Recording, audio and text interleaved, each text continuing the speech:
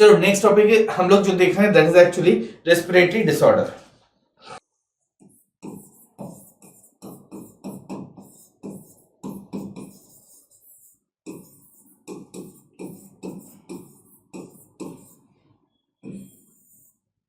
अजी देखो respiratory disorder में हम स्टार्ट कर रहे हैं हाइपोक्सिया एंड हाइपोक्सेमिया से, ठीक है। रेस्पिरेटरी डिसऑर्डर में हम पहला टॉपिक स्टार्ट कर रहे हैं हाइपोक्सिया एंड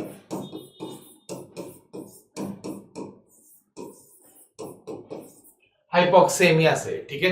देखो हाइपोक्सेमिया एंड हाइपोक्सिया, पहला कौन सा है? Hypoxia and hypoxemia.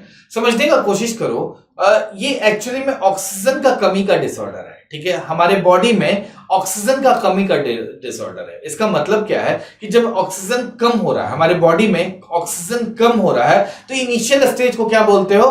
हाइपोक्सेमिया, ठीक है। इनिशियल स्टेज को क्या बोलते हो? हाइपोक्सेमिया, ठीक है। और जो फाइनल ये सिचुएशन होता है तो उसको क्या बोल देते हो? हाइपोक्सिया, ठीक है। उसको क्या बोलते हो? हाइपोक्सिया। यानी हम कह सकते हैं हाइपोक्सेमिया क्या है? लो ऑक्सीजन इन ब्लड, ठीक है। हम कह सकते हैं हाइपोक्सेमिया क्या है? This is low oxygen in blood, ठीक है। लो ऑक्सीजन इन ब्लड, ठीक है। हाइपोक्सेमिया क्या है जी? लो ऑक्सीजन इन ब्लड, ठीक है। Next is hypoxia, low oxygen in tissue. Blood में पहले ऑक्सीजन कम हो गया, उसके बाद कहां होगा? टिश्यूज में कम हो जाएगा। बात समझ गए? कुछ खास बात कर ही नहीं रहे हैं। बोले कि बेसिकली सांस ले रहे हैं तो उसमें क्या हुआ? ऑक्सीजन कम हो गया। क्यों हुआ ब्लड में ऑक्सीजन कम? हो सकता है आरबीसी कम हो, ठीक है। हो सकता है हेमोग्लोबिन कम हो सकता है एटमॉस्फेयर में भी ऑक्सीजन कम हो, तो that will create the condition of hypoxemia, ठीक है। That will create the condition of hypoxemia, पहले ये आएगा, ठीक है। लेकिन जब बार बार ब्लड में ऑक्सीजन कम हो रहा है, इसका मतलब क्या है? That will create the situation of hypoxia. Hypoxia का मतलब क्या है? This will lower down the amount of oxygen in the tissues, ठीक है। तो उसी को क्या बोल दोगे?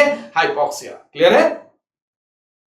क्लियर है, ठीक है। उसी तरह से देखो, इसके बारे में ऐसे ही नहीं है, पुराना हो चुका है न्यूज, फिर भी सुन लो। एक डिवाइस बनाया था दिस स्विट्जरलैंड, ठीक है। स्विट्जरलैंड में दिस एक डिवाइस बनाया था, उसका नाम था सार्को, ठीक है। उसका नाम था सार्को। ये क्या था? ये हाइपोक्सिया कंडीशन लाकर बेसिकली डेथ कर देता, मतलब डेथ कर देता था, ठीक है। You know euthanasia? What is euthanasia? इच्छा मृत्यु का बात करते हैं तो उसी को बोलते हैं यूथेनेशिया, ठीक है। देखो उसमें भी दो तरह का होता है, एक होता है एक्टिव यूथेनेशिया, एक होता है पैसिव यूथेनेशिया। पैसिव यूथेनेशिया क्या होता है? इच्छा मृत्यु मतलब जैसे कोई फिजिकली पूरी तरह से ये हुआ, मेंटली ये मतलब बस ब्रेन उसका एक्टिव, बाकी पूरा बॉडी काम नहीं कर रहा है, उस केस में ये कोई बहुत इंपॉर्टेंट मेडिसिनल मतलब कंटिन्यूअस वेंटिलेटर पे है, उस तरह का बात कर रहा है, मतलब क्रिटिकल सिचुएशंस का बात कर रहा है। एक मूवी भी आया था, आपको नाम नहीं याद आ रहा है, ऋतिक रोशन का था, ठीक है। उसमें बेसिकली यूथेनेशिया का डिस्कशन किया था, ठीक है। चलो छोड़ो उसको, हम आपसे बोल रहे हैं तो यूथेनेशिया भी दो तरह का है, एक्टिव और पैसिव, ठीक है। एक्टिव यूथेनेशिया किसको बोलते हैं? मतलब कुछ इंजेक्ट किया या कुछ उस सिचुएशन में डाला ताकि वो डेथ हो जाए। पैसिव यूथेनेशिया अलग होता है। पैसिव यूथेनेशिया होता है कि जो लाइफ सपोर्ट सिस्टम है, जैसे मान लो ऑक्सीजन पे चल रहा है तो उसको रिमूव कर दिया, तो उसको बोलते हैं पैसिव यूथेनेशिया, ठीक है। एक्टिव यूथेनेशिया ज्यादातर कंट्री अलाउ नहीं करता है, स्विट्जरलैंड ने अलाउ किया है, ठीक है। तो उस केस में क्या किया है? एक मशीन बनाया है सार्को, ठीक है। सार्को में हाइपोक्सिया कंडीशन जनरेट कर देता है, मतलब उस पर्सन को बोलेगा उसमें लेट जाओ और ऑक्सीजन खत्म कर देगा, नाइट्रोजन पर्च करके फाइनली ऑक्सीजन खत्म हो जाएगा। तो लेट जाओ मतलब वैसा हम वर्ड बोलते हैं, उस पर मत जाओ, ठीक है। That is actually person is completely कि हाँ अब डेथ टाइप का पर्सन है, मतलब कुछ नहीं कर सकता है, डॉक्टर्स भी जवाब दे चुका है कि नहीं इसका कुछ नहीं हो सकता है, उस केस में, ठीक है ना। तो उसके लिए समझ में आया? हम लोग क्या पढ़ रहे हैं? Respiratory disorder. पहला क्या देखे? Hypoxia and hypoxia, hypoxia and hypoxemia. Hypoxemia हम लोग बोले कि this low oxygen in blood, hypoxia बोले लो ऑक्सीजन इन टिश्यूज, ठीक है। तो इसको याद रखना, ये दोनों वर्ड थोड़ा सा कंफ्यूज हो रहा है बार बार, हाइपोक्सिया एंड हाइपोक्सेमिया। कंफ्यूज होने का जरूरत नहीं है। सबसे पहले क्या है? एक्सेमिया में देखोगे क्या हो रहा है? लो ऑक्सीजन इन ब्लड। हाइपोक्सिया में क्या हो रहा है? That is low oxygen in tissue. चलिए नेक्स्ट हम लोग बात कर रहे हैं, दिस इज ब्रोंकाइटिस, ठीक है। नेक्स्ट हम लोग डिसऑर्डर देख रहे हैं ब्रोंकाइटिस। ब्रोंकाइटिस तो कोई पूछेगा भी नहीं आपसे, क्यों नहीं पूछेगा? देखो ना नाम से ही लग रहा है, ठीक है। ब्रोंकाइटिस क्या होता है? ब्रोंकाई ये ब्रोंकस जो पढ़े थे उसमें इंफ्लामेशन होता है, उसी को हम लोग बोलते हैं ब्रोंकाइटिस, ठीक है। तो that is inflammation in bronchitis, bronchus, inflammation in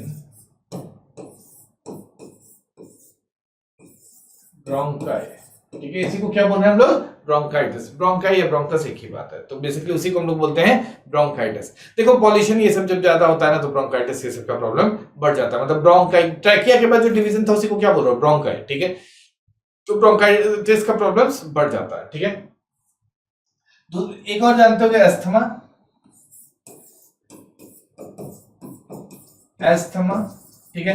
asthma क्या होता है, inflammation in bronchi and bronchioles, sorry.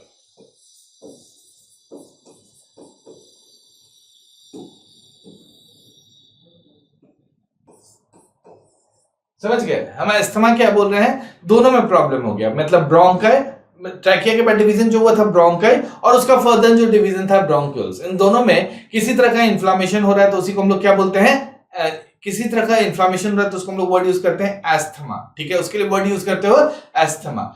ये दोनों पूछने का पॉसिबिलिटी कम होता है। देखो हाइपोक्सिया, हाइपोक्सेमिया इंपॉर्टेंट है। ब्रोंकाइटिस नहीं भी पढ़ोगे तो अपने आप समझ में आ गई, अच्छा ब्रोंकाई में प्रॉब्लम हो तो क्या बोल दिए, ब्रोंकाइटिस, ठीक है। एस्थमा किसको बोल रहे हो, बेसिकली आपका दिस ब्रोंकाई एंड ब्रोंक्यूल्स में प्रॉब्लम हो गया तो क्या वर्ड यूज किए, दिस एस्थमा। ये दोनों पूछने का पॉसिबिलिटी कम होता है, ठीक है। देखो अभी जो टॉपिक पढ़ रहे हैं, मतलब हेडिंग जो बता रहे हैं, एम्फिसेमा, ठीक है। ये डिजीज देख रहे हैं, एम्फिसेमा।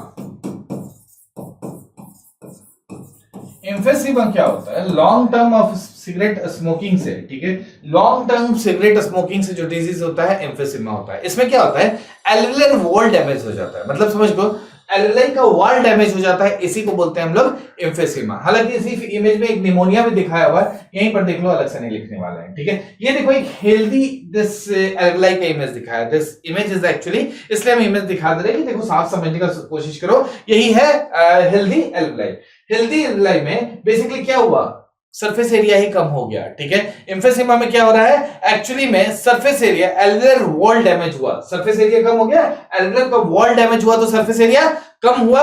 सरफेस एरिया कम हुआ तो बेसिकली उतना एरिया ही नहीं मिलेगा ताकि वो ब्रीथ करके बेसिकली दिस उतना ऑक्सीजन का यूज कर सके। इसलिए देखते हो जो लॉन्ग टर्म सिगरेट स्मोकिंग वाला पर्सन होता है, दैट एक्चुअली मतलब बहुत ब्रीदिंग इश्यूज आ जाता है, मतलब बहुत ज्यादा चल रहे हैं तो हांफने लग रहे हैं। तो ये सब क्यों हो रहा है, दैट इज बिकॉज कि एल्वियोलर वॉल ही डैमेज हो गया है, इस कारण से हम लोग बोलते हैं, ठीक है। तो ये डिजीज कैसे होता है, एग्जाम में पूछ सकता है, ये वाला स्मोकिंग से।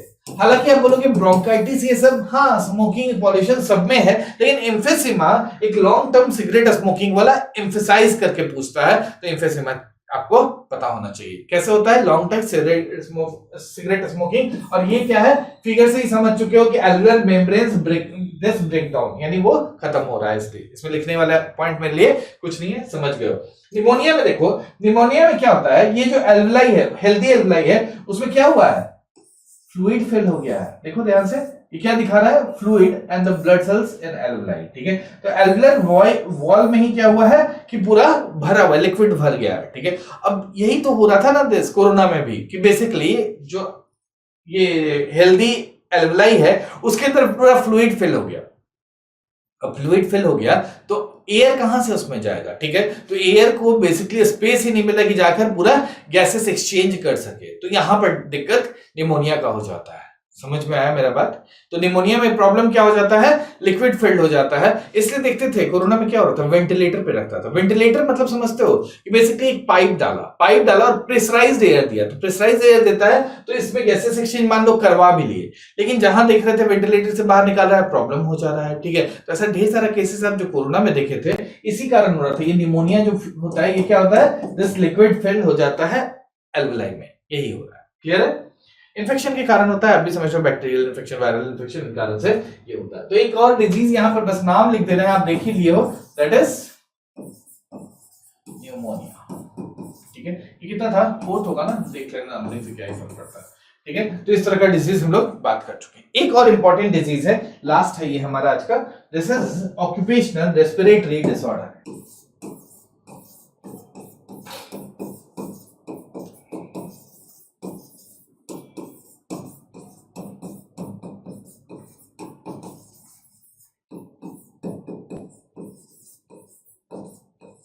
टॉपिक क्या है? Occupational respiratory disorder. देखो नाम से नहीं लग रहा है, यानी कुछ ऑक्यूपेशन का बात कर रहा है, यानी कुछ एक ऐसा एरिया होता है जो जनरली पॉल्यूटेंट जहां उस तरह का होता है और वहां कंटिन्यूअस उसको डेली ऑफिस जाना है, डेली उस एरिया में एक्सपोजर होना है, उस कारण से जो डिजीज हो जाता है उसी को हम लोग बोलते हैं ऑक्यूपेशनल रेस्पिरेटरी डिसऑर्डर। ठीक है, मतलब ये पर्टिकुलरली उस एरिया का बात कर रहा है जहां उस तरह का पॉल्यूशन प्रेजेंट होता है, मतलब this is more related to industry. ठीक है, this is more related to industry. इसमें कुछ डिजीज है, हम आपको नाम लिखते रहे हैं। ठीक है, सबसे पहले हम लोग बोल रहे हैं कि दिस इज देखो पल्मोनरी फाइब्रोसिस होता है, या फाइब्रोसिस भी लिखे तो दोनों सही है, पल्मोनरी फाइब्रोसिस। ठीक है, अब थोड़ा वर्ड को देखो, यहां हम कुछ लिखने वाले नहीं है, बस आपको बता रहे हैं कि क्या है। देखो फाइब्रोसिस में क्या होता है, पल्मोनरी यानी लंग्स का स्ट्रक्चर क्या होता है, स्टिफ बना देता है। तो लंग्स जब स्टिफ हो जाएगा तो क्या वो उसमें फ्लेक्सिबिलिटी रहेगा जिससे वो बेसिकली एयर को इन और आउट उतना फास्ट और उतने अच्छे से गैसेस एक्सचेंज कर सके, यानी इस तरह का डिजीज होता है। यानी समझ लो उस तरह का एरिया जहां पर उस तरह का मतलब 10 पार्टिकल पॉल्यूटेंट्स उस तरह का ज्यादा होगा, वहां पर ये प्रॉब्लम होगा। ठीक है, इंडस्ट्रीज का बात हो रहा है, इसमें पूछने लायक कुछ नहीं, बस इतना ही है कि ऑक्यूपेशनल रेस्पिरेटरी डिसऑर्डर इसमें से कौन कौन सा है। ठीक है, तो उसके लिए बात कर रहे हैं, this comes in the category of occupational respiratory disorder. ठीक है, तो उस कैटेगरी में हम लोग बात कर रहे हैं। एक और डिजीज होता है, आप सुने होंगे एस्बेस्टोसिस। एस्बेस्टोसिस, अच्छा एस्बेस्टस जानते हो ना, एस्बेस्टस एक्चुअली में इंडस्ट्रीज में यूज करता है this is used as a insulator. जैसे बहुत हीट वाला एरिया है ना, तो उसके चारों तरफ एस्बेस्टस लगा देगा। ठीक है, तो एस्बेस्टस ऐसे भी जानते हो बहुत छोटा छोटा पार्टिकल्स उससे रिलीज होता है, and that is actually one of the most important occupational respiratory disease creating element. ठीक है, तो एस्बेस्टस जहां यूज हो रहा है या एस्बेस्टस जहां बन रहा है वहां पर जो प्रॉब्लम होता है उसको बोलते हैं हम लोग एस्बेस्टोसिस। मोर और लेस फाइब्रोसिस टाइप का ही होता है, लेकिन प्रॉब्लम किससे हुआ, एस्बेस्टस से हुआ, इसलिए वर्ड यूज किया एस्बेस्टोसिस। उसी तरह से सिलिका इंडस्ट्री, सिलिका तो बहुत जगह यूज होता है, जैसे सिरामिक इंडस्ट्री, ग्लास इंडस्ट्री, उसमें यूज होता है, तो वहां जो डिजीज होता है दैट इज कॉल्ड सिलिकोसिस। ठीक है, that is actually silicosis. Silica जहां यूज होता है, अब इसमें क्या लिखे हम, सिलिकोसिस में सिलिका यूज होता है, एस्बेस्टोसिस में एस्बेस्टस यूज होता है, तो कोई खास मतलब नहीं है, इसलिए नहीं लिख रहे। ठीक है, उसी तरह से एक और डिजीज होता है साइडरोसिस। ठीक है, कौन सा होता है, साइडरोसिस। साइडरोसिस नाम से नहीं पता चल रहा है, ये एक्चुअली में आयरन और स्टील इंडस्ट्री जहां यूज होता है वहां पे इस तरह का पॉल्यूशन से जो प्रॉब्लम होता है, आयरन और स्टील इंडस्ट्री, वहां जो प्रॉब्लम होता है उसी को क्या बोलते हो तुम,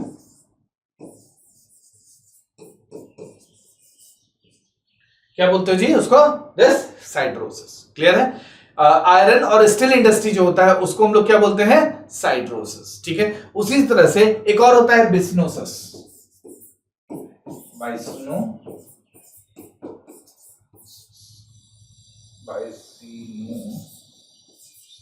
बाइस्नोसिस कहां होता है, जनरली टेक्सटाइल इंडस्ट्री का बात करता है। ठीक है, मतलब कॉटन टेक्सटाइल इंडस्ट्री में जो यूज होता है वहां पर जो डिजीज होता है, टेक्सटाइल खाली लिख दे रहे हैं, टेक्सटाइल इंडस्ट्री।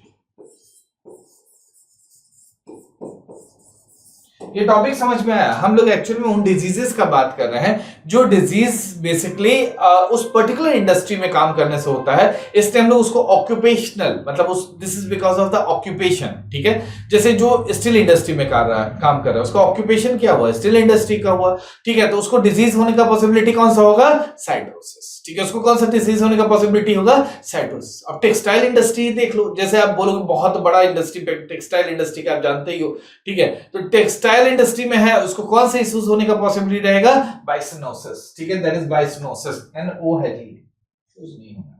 ठीक है, दिस इज बाइस्नोसिस। ठीक है, वहीं एस्बेस्टस जहां यूज होता है वहां पर कौन सा डिजीज होगा, एस्बेस्टस। देखो ना एग्जाम में ज्यादातर जो पूछने लायक है ये दोनों। ठीक है, बाकी अगर पूछेगा तो इस तरह से पूछेगा, which of the following is the occupational respiratory disorder, उसमें आपको पता होना चाहिए this is pulmonary fibrosis, asbestosis, silicosis. ठीक है, उसमें ये तीनों का नाम